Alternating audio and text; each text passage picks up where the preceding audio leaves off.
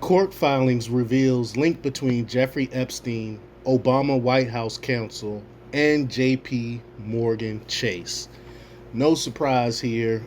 I've been alluding to this for years now, the connection between Obama and Epstein, but now it's becoming pretty much mainstream that Epstein had dealings with Obama's administration. How you think he was able to get this sweetheart deal? How do you think he was able to continue to do the things that he went to prison for? With these children, to traffic these children after he was already found guilty of this stuff, and still hang out with the likes of Bill Gates and people like that, is because he had the power of the Obama administration backing him. But before we get started, go ahead and hit that like button, share this out so we can get this information out there. Subscribe if you're not already a subscriber, and hit that alarm bell so you know when I'm putting out new stuff. Also, check out my link tree in the description. It has a link to my Patreon where I talk about things I can't talk about here. There's also a link to my Instagram and my merch store. Also, check out jjthepsychotherapist.com for news as well. All right, let's talk about this news here. In the U.S. Virgin Islands, recent court documents have revealed a connection between the late convicted sex offender Jeffrey Epstein, former Obama White House counsel Catherine Rumier, and JPMorgan Chase, a connection that might not be very surprising. JPMorgan had previously claimed to cut ties with Epstein, but the newly discovered information in the court filing highlights the events leading to Epstein's arrest on charges of child sex trafficking. This situation raises concerns about the ethical practices of one of the world's largest banks.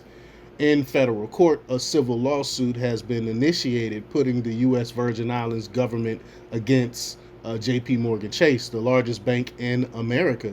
The lawsuit alleges that JPMorgan facilitated Epstein's recruiters in paying victims with significant amounts of cash and played a crucial role in the operation and concealment of Epstein's trafficking activities.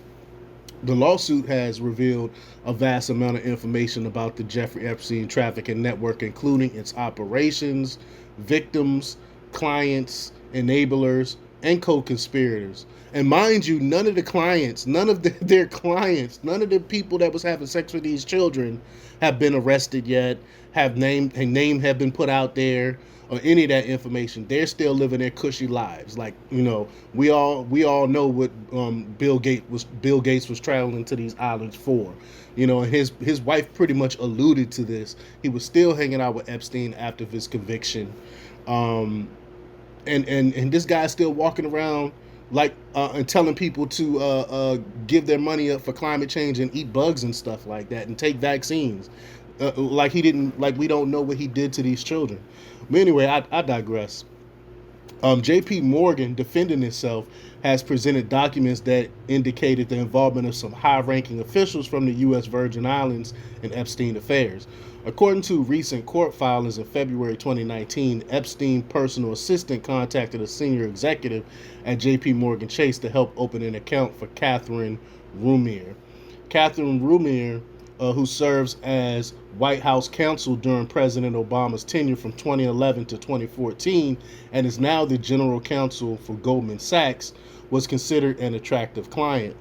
This introduction occurred several weeks after Epstein's arrest and 6 years after JPMorgan claimed to have cut ties with Epstein due to internal concerns, as reported by CNBC.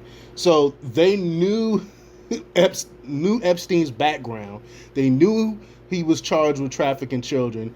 And this person that worked for Obama's White House, Catherine Rumier, still did business with Epstein. These people are sick. Mary Erdos, head of assets and wealth management at JPMorgan Chase, received an email from Epstein's office about Rumier. She then forwarded the request to Stacey Friedman, the general counsel at the bank. In an email, Erdos expressed doubt about the connection, saying, quote, "Is there any reason we shouldn't accept her? It's odd that this is coming through JE. Stacey Friedman responded by praising Ramir's legal skills and showing enthusiasm for her potential as a client. As reported by CNBC News, a separate email was sent to Ramir inquiring about her relationship with Epstein and her knowledge of his 2008 conviction for sex crimes in Florida. The court filing acknowledged that JPMorgan admits, quote, Epstein was involved in establishing a customer relationship with Catherine Ramir, who held the position of longest serving White House general counsel under former President Barack Obama.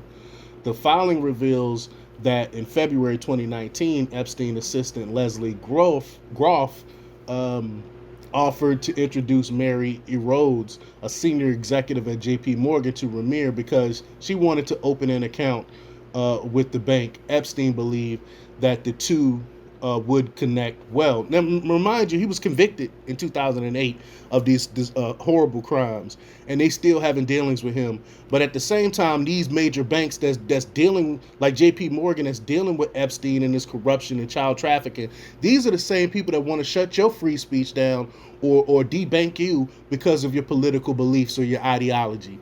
But it's okay for them to deal with people that's trafficking children. These people are disgusting.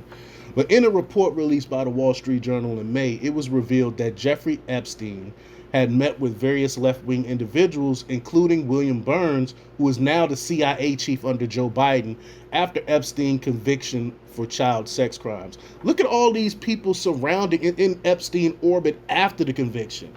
High-ranking people. The Wall Street Journal obtained documents related to Epstein's private calendar, which indicated a meeting with Burns, Bard College President Leon Ballstein, former Barack Obama White House counsel Catherine Ramir, and Professor Noam Chomsky following Epstein's conviction. While not all scheduled meetings were proven to have taken place, the report confirmed that Epstein had met with Burns on 3 separate occasions. These meetings occurred in Washington, D.C. and Epstein's Manhattan residence. I mean, this is some sick stuff. Some of the top people in this top people in banking, some of the top people in government. I mean, this guy Burns is the head of the CIA right now, and he met with Epstein after the conviction. All these people are dealing with this convicted criminal of with the despicable stuff that he did with children, and they still meeting with this guy and working with this guy. It's disgusting. It makes you wonder what else they've done with this disgusting individual. But let me know what you think. Leave your comments down below. Like, share, and subscribe, and check out jjthepsychotherapist.com for the latest in news. Until next time, peace.